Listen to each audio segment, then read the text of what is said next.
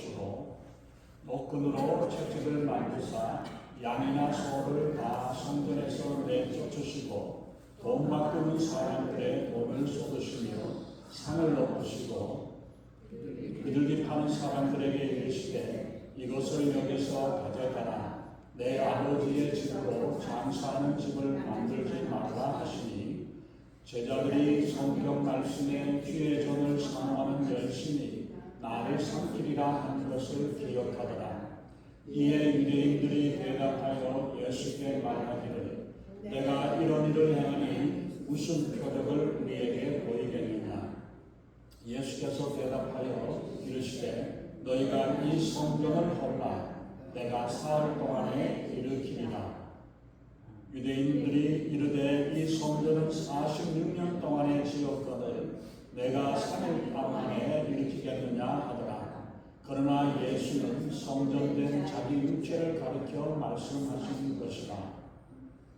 죽은 자 가운데서 살아나신 후에야 제자들이 이 말씀하신 것을 기억하고 성경과 예수께서 하신 말씀을 믿었더라.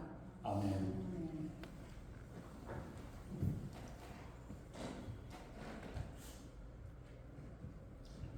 먼저 기도드리겠습니다.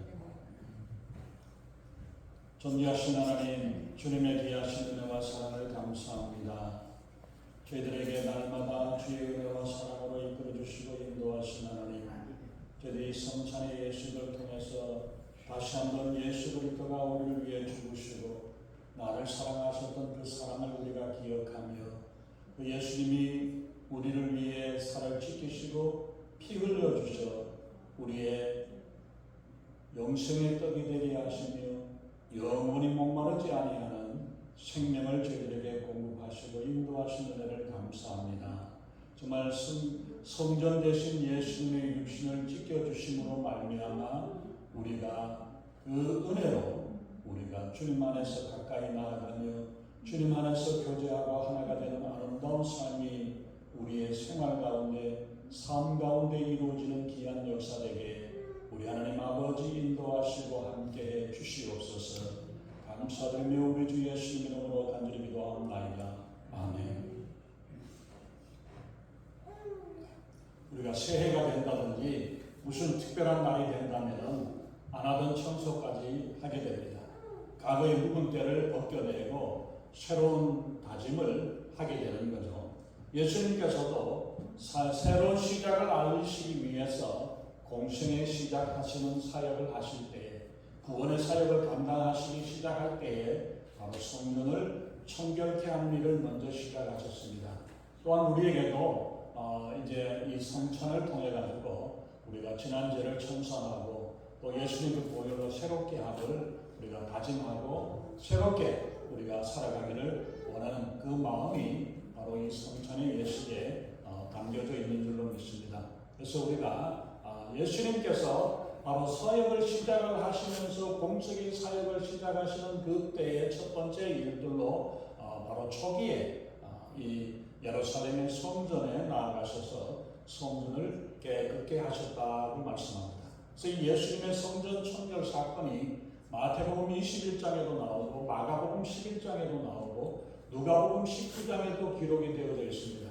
그런데 이 공강복음 세 복음서에 나와 있는 성전 청결 사건과 요한복음 2장에 있는 성전 청결 사건하고는 비슷한 그런 의미는 가지만은 그러나 여러 가지 차이가 나는 것은 뭐냐면은 공강복음에 기록이 되어 있는 것은 예수님이 사역을 마무리하실 때에 십자가에 달리시기 전에 성전에 들어가셔서 하셨던 사역이었고 요한복음 2장에서 나오는 것은 바로 예수님이 공생의 사역을 시작하는 처음 단계에서 성전을 청결케 하셨던 그 사건이 기록이 되어졌던 것 이걸 봅니다. 그래서 예수님의 사역을 시작할 때 성전 청결 때 한 번 했고 그리고 예수님이 십자가에 달려 돌아가시기 전에 그 전에 이제 또 예수님이 고난주간 때에 그때에 그 성전 청결 사건을 마무리하시고 그리고 이제 예수님이 십자가에 달려 돌아가셨던 것입니다. 그래서 우리가 보면은 구약의 율법에서 우리가 보면은 이스라엘의 남자는 1년에 3번씩 반드시 성전에 올라가도록 그렇게 되어 있습니다. 이게 바로 6월절이고 또 77절인 오순절 그리고 장막절 이 세 가지 절기 때는 반드시 예루살렘에서 어디에서든지 원근각지든지 다 예루살렘의 성전에 올라오게 했었습니다. 이때 유대인들이 성전에 올라가기 위해서 먼저 자기 자신을 청결케 하라고 말씀을 하고 있죠. 이 본문에서 우리가 보면은 예수님께서 예배자를 청결케 하신 게 아니라 거룩한 성전을 청결케 하는 그 일을 먼저 하셨습니다. 예수님의 성전에 우리가 보면은 청결케 하셨던 예행들로 요한복음 2장 14절로 16절에 보면은 성전 안에서 소나 양이나 비둘기나 또 돈 바꾸는 사람들 또 이런저런 이런 것들을 다 내어 쫓아내시고 또 새롭게 그걸 하셔서 내어 보내라고 장사하는 집으로 만든다고 말씀을 하시는데 예수님은 마태복음이나 이런 데서 보면은 강도의 분류를 만든다라고 그렇게 말씀을 하십니다. 예수님께서 성전에 올라가실 때에 성전에서 양과 소와 비둘기 파는 사람들을 그 일들이 이방인의 뜰에서 열어놓고 이제 그걸 합니다. 그런데 그것을 하는 것은 유대인들이 제사를 드리기 위해 가지고 전국 각지에서 몰려오고 그뿐만 아니라 여러 다른 나라에서도부터 헬라에서 로마에서나 여러 각지에서부터 외국에서부터 다 몰려오기 때문에 그들이 양을 끌고 올라올 수가 없죠. 몇십 리 길만 가더라도 이 양이 혹시 재물이 잘못되거나 다치거나 이러면은 제물로서의 그게 바로 되지 못합니다. 그래서 예루살렘 성전에서 제사를 드리기 위해서 먼 곳에서부터 그 양이나 소나 이런 것들을 끌고 올 수가 없기 때문에 그래서 양과 소와 비둘기를 파는 곳을 먼 곳에서 오는 사람들을 위해 가지고 그 사람들의 편의를 위해 가지고 거기에서 이제 몰라서 살 수 있도록 그렇게 했습니다. 그리고 또 각 나라의 화폐들이 유대에서만 사는 사람들이 아니라 이웃 나라나 주변에 있는 나라 사람들이 다 오는데 그때 당시의 돈들을 우리가 보면은 그때의 황제의 얼굴이라든지 왕의 얼굴이라든지 이런저런 우상들로 그려져 있는 그런 것들이 동전에 많이 새겨져 있는 것이 그 당시의 모습입니다. 그렇기 때문에 하나님께 드리는 일에 우상의 돈을 드릴 수가 없기 때문에 성전에서 통용되는 돈 아니면 유대인들의 돈 이런 것들로 바꿔야 합니다. 그래서 한전상이 있게 생긴 거죠. 한전수가 생겨가서 가면서 모든 남자들은 1년에 반세겔의 성전세를 내는 그런 일들을 속전을 드리게 되는 그런 일들이 되기 때문에 한전상이 필요했던 것입니다. 그래서 여러 가지 일들로 필요한 일들이 되기 때문에 그러한 일들이 되었고 또 그리고 예배자들이 그렇게 먼 길을 오면서 애써갖고 가져왔다가 잘못되면은 안 되고 이런 문제들 때문에 이러한 일들을 위해 가지고 그 안에서 이제 이 양이나 소나 짐승들을 비둘기 이렇게 파게 되었죠. 그래서 2장 16절에서 보면은 이것을 여기서 가져가라. 내 아버지의 집으로 장사하는 집을 만들지 말라라고 예수님이 책망을 하셨는데 아버지 집은 기도하는 집이요 예배하는 집이요 하나님을 섬기는 집인데 장사하는 집이라고 말하는 것은 시장터를 만들었다고.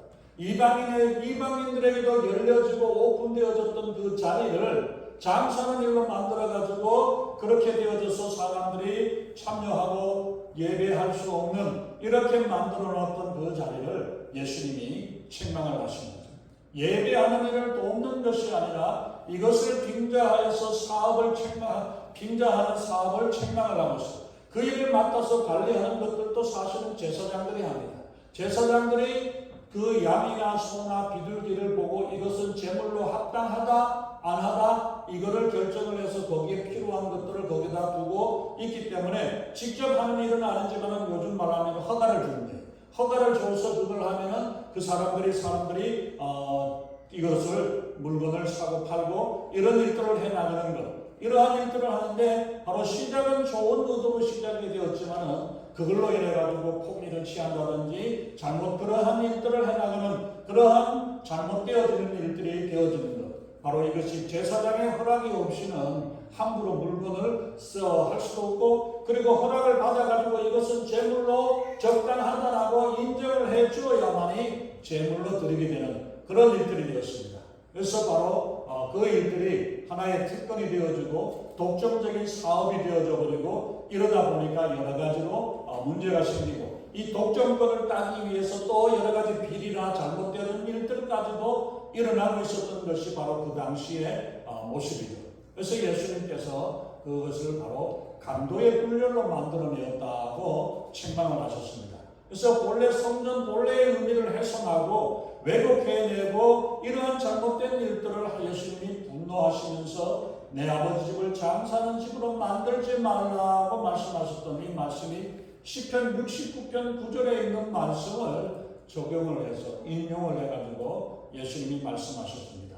그래서 제자들이 성경 말씀에 주의 전을 사모한 열심히 나를 삼키리라 하던 말씀을 기억하였다고 표현을 하고 있죠. 그래서 시편 69편에 있는 그 시편을 보면은 하나님의 전을 사모하는 열심이 얼마나 그 마음속에 담겨져 있는가를 기록해 놓았던 것을 봅니다. 바로 이렇게 해서 예수님이 성전을 처음 사역을 시작을 하면서 성전을 청결케 하는 그 일들을 다 하셨는데, 왜 예수님께서 그러한 행동을 하셨고 지금까지 잘 해왔었던 그 일들인데 왜 예수님이 거기서 네가 뭔데 무슨 자격으로 이렇게 사람들의 일을 방해를 하느냐, 그렇게 유대인들이 대하죠. 그래서 2장 18절에 보면은 이에 유대인들이 대답하여 예수께 말하기를 내가 이런 일을 해야 하는데 무슨 표적으로 우리에게 보이겠느냐, 무슨 권한으로 이 일을 하느냐, 이것을 예수님에게 따진 겁니다. 그때 주님께서 이 성전을 헐라 내가 사흘 동안에 일으킬 것이라고 19절에서 말씀합니다. 유대인들이 네가 무슨 자격으로 무슨 권한으로 이런 일을 하느냐라고 표적을 달라고 이야기할 때에 성전을 허물면 내가 사흘 만에 다시 짓게 될 것이라고 말씀하는데 어이가 없는 일이죠. 아마 이 우리 예배당을 짓는데도 아마 몇십 년을 걸려가지고 지었다고 말씀을 하셨는데, 바로 이런 모습에 바로 그때 당시의 성전은, 솔로몬이 지었던 성전은 예루살렘이 멸망할 때에 허물어졌고 바벨론 포로로 잡혀갔던 사람들이 바벨론에서 돌아와서 하나님의 은혜 가운데서 성전을 지었는데, 솔로몬 성전의 그 멋지고 웅장했던 그것보다도 그걸 아는 사람들이 볼 때 그건 너무 초라해 보였어요. 그걸 본다면 초가집 같아서 울었다라고 이야기를 하고 있습니다. 그래도 성전을 만들어서 하나님의 언약궤와 여러 가지 일들을 채워놓고 이러한 일들이 되어졌었는데, 그리고 난 다음에 그때 그 후에도 주전 120년 정도의 때에 또 이 성전조차도 많이 훼손이 되어집니다. 이렇게 되어졌을 때에 대헤롯이라는 헤롯이 이거를 보고 유대인들에게 한심을 사기 위해 가지고 많은 돈을 들여가지고 성전을 다시 중건을 하고 또 이제 곧 부서지고 고해진 것들, 이런 것들을 다시 수리해내고 이런 일을 하는데, 그것이 지금까지 아까 몇 년이라고 했어요? 46년이 걸려가지고도 지금 이렇게 가고 있는데, 몇십 년을 걸려가지고 성전을 짓고 있고 아직도 그때도 완성이 되지 않았습니다. 완성이 되지 아니하고 67년경쯤에 가서야, 64년도에 가서야 완공을 하는데, 그 완공을 하고 나서 70년, 6년 후에 70년에 로마의 군대가 다시 이스라엘을 점령하면서 완전히 성전을 허물어버리고 돌 하나가 돌 위에 남지 않고 완전히 다 부서져 버리는 이런 상황이 되어졌는데, 그 성전을 이 60년이 넘게 지었는데 6년 만에 다 허물어져 버리는 그런 일들을 당하게 되었죠. 그리고 그때에 지었던 성전이 남아있는 부분이 지금 통곡의 벽이라고 해가지고 유대인들이 와가지고 그곳에서 통곡을 하면서 기도하는 그 자리, 그 벽 부분만이 성전 바깥의 벽 부분만이 남아 있습니다. 지금 유대인들이 생각하고 있는 성전이 바로 이 헤롯 성전, 헤롯이 중축을 하고 새롭게 되었었던 그 성전을 이야기를 하고 있습니다. 이렇게 장구한 세월 몇십 년 동안이나 짓고 또 지어서 다시 세워놨던 이 성전을 어떻게 허무는데도 몇 날이 걸릴지 모릅니다. 근데 사흘 만에 어떻게 다시 세워낼 것이냐, 그 이야기를 하고 있죠. 예수님께서 말씀하시는 성전은 헤롯 성전을 말씀하는 것이 아니라 사도 요한은 이 사건에 대해서 21절에서 보면은 그 사건의 의미를 그렇게 말씀합니다. 나 예수는 성전된 자기 육체를 가리켜 말씀하신 것이라고 말씀하고, 너희가 성전을 허물라라고 말씀하셨던 그 말씀, 그게 너희가 성전에 있는 그거 허물하는 게 아니라 나를 죽이라, 나를 죽이면 나는 사흘 만에 다시 부활하실 거라는 사실을 말씀을 하고 있고, 바로 예수님이 구약에 있는 성전은 바로 예수님을 상징을 하고 예수님의 사역을 그 성전에다가 만들어가지고 보여주었던 거죠. 그 성전 안에 지성소와 성소에 있는 그것들을 보게 되면 예수님이 어떤 분이고 어떤 사역을 하고 어떻게 하실 거라는 사실을 알게 되는 어떤 하나의 모형으로 만들어진 것이지, 그게 성전이 아무리 멋있게 지었고 웅장하게 지으냐가 문제가 아니라 그 성전을 통해 가지고 예수님을 바라보게, 예수님을 만나게 되고 예수님을 알게 되고 예수님의 사역을 깨닫게 하는 그 일이라는 사실을 말씀하죠. 그래서 예수님이 십자가에 죽으시고 부활하심으로 말미암아 이 성전의 진정한 의미가 온전히 회복이 되어지고 드러나게 하셨다는 사실을 말씀합니다. 그런데 제자들도 그 당시에는 알지 못했다, 이해하지 못했다 그랬습니다. 그랬을 때 22절에 보면은 제자들이 예수님이 죽은 자 가운데서 살아나신 후에야 예수님이 그 말씀을 하셨던 그 말씀이 바로 예수님의 죽으심과 예수님의 부활을 상징하고 부활을 의미해서 그 말씀을 하신 것이구나 라고 믿게 되었다라고 말씀합니다.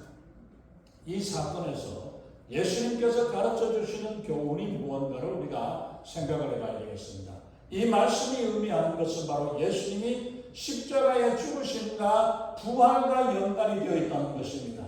성찬식도 사실은 예수님의 죽으심과 부활을 의미하는 것이고, 침례식을 침례받는 의미도 바로 내가 예수님과 함께 죽고 살았다, 예수님의 십자가에서 죽으신 것처럼 나도 죽고 새 사람으로 하나님의 자녀로 태어났다는 사실을, 이것을 의미를 하고 있다는 사실을 우리가 기억해야 합니다.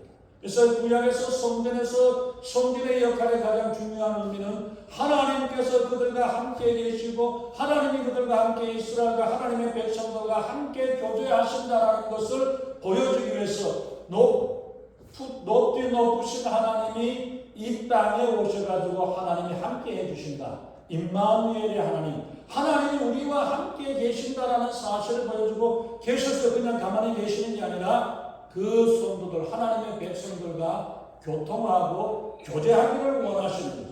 그래서 구약의 성전을 통해 가지고 하나님과 교제하는 것이 제사장의 중보를 드리고 그 백성들은 하나님 앞에 제물을 드려서 하나님 앞에 올려드리는 이 일로 하나님과 교통하는 일이 되어졌던 것입니다. 근데 예수님을 이 세상에 보내주시고 예수 그리스도 안에서 예수 그리스도를 통하여서 우리가 하나님과 교제할 수 있는 그 길을 열어주시죠. 하나님을 향해서 하나님께 나아가기 위해서는 길 되시는 주님을 따라가야 되고, 주님이 예수님이 아니시고는 우리가 하나님께 할 수가 없다라는 사실을 말씀합니다. 그래서 마가복음 15장에서는 보면은 예수님이 십자가에 달려 돌아가실 때의 사건을 이야기하시는데, 예수님이 큰 소리로 다 이뤘다라고 말씀을 하시고 그리고 운명을 하셨는데, 그때에 성전의 성소의 휘장이 위에서부터 아래로 찢어졌다라고 말씀합니다. 근데 이것은 소가죽인지 소가죽은 아닌데 하여튼 가죽이기 때문에 사람의 손으로 웬만해서 찢어질 수 없는 그런 그건데도 불구하고 위에서부터 아래로 찢어져서 완전히 오픈이 되어지는 이 일들이 되어졌다는 사실을 말씀합니다. 그 오픈을 하셨던 이유들이 성소와 지성소를 오픈하심으로 말미암아 이제는 우리가 하나님 앞에 온전히 나아갈 수 있다라는 사실을, 그것을 눈으로 보여주기 위해서 바로 그 휘장을 찢어주신 것입니다. 예수 그리스도를 믿음으로 말미암아 이제는 담대하게 막혔던 휘장이 열려지고 찢어지고 그렇게 되어짐으로 하나님 앞에 담대히 나아갈 수 있고 하나님을 만날 수 있고 하나님께 대화할 수 있고 하나님의 음성을 들을 수 있는 이 축복의 기회가 우리에게 열려졌습니다.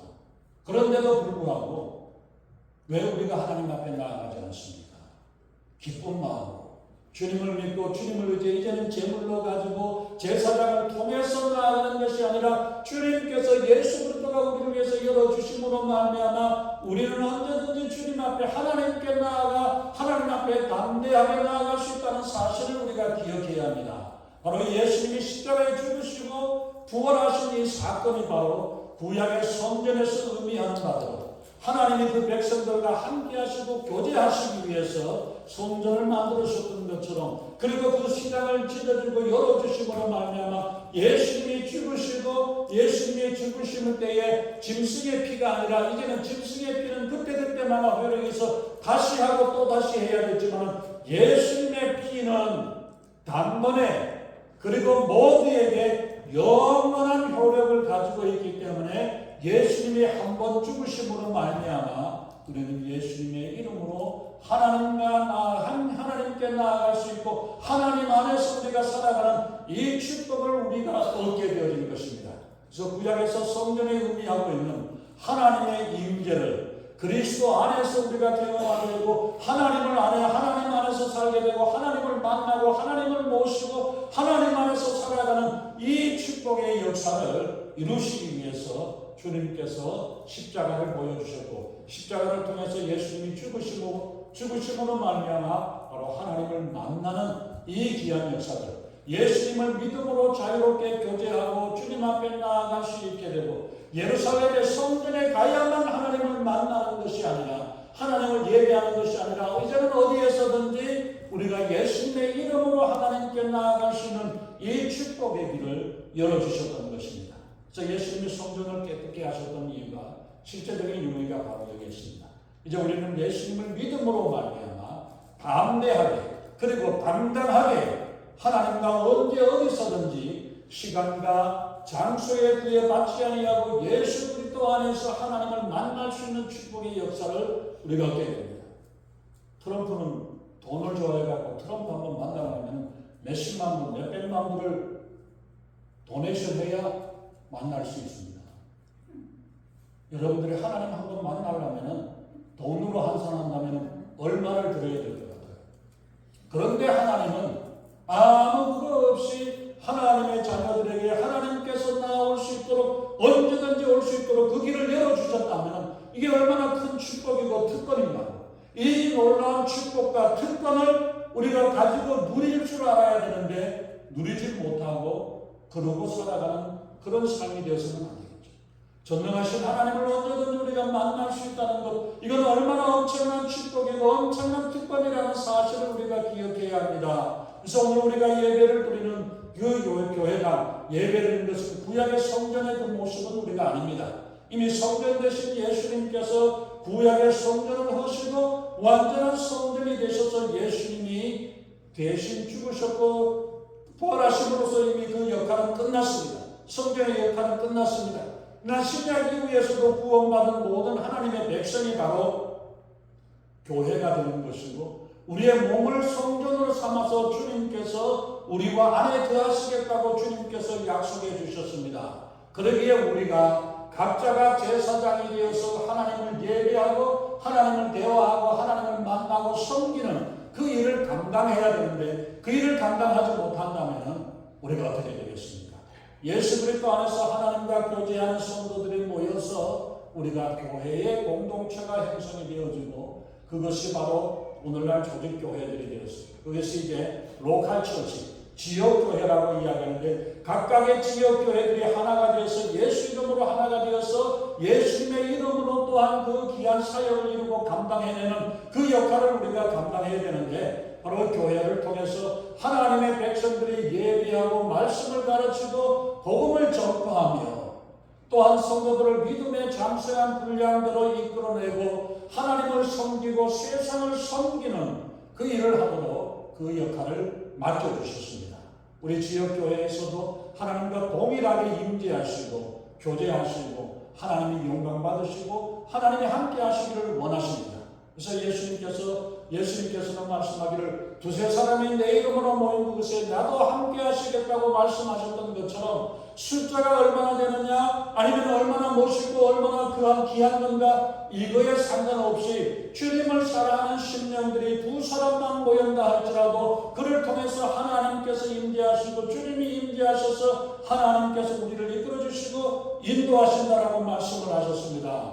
그리고 우리는 구원받은 하나님의 백성들이 모여서 하나님을 예배하고 말씀을 나누고 예배당을 통해서 우리가 하나님의 은혜 가운데서 기쁨으로 살아가며 그리고 함께 모여서 주님을 예배하고 함께 사역을 이뤄나갔다가 그러다가 우리가 각자를 통해서 또한 우리가 내가 제사장이 되어 하나님을 만나고 섬기는 귀한 일들이 주중에 여러분들의 가정에서 일어나야 될 줄로 믿습니다.